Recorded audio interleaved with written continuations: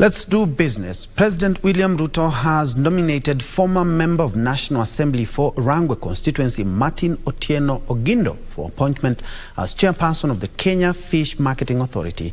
National Assembly Departmental Committee on Blue Economy, Water and Irrigation will begin the approval process and table its report by 12th April 2023.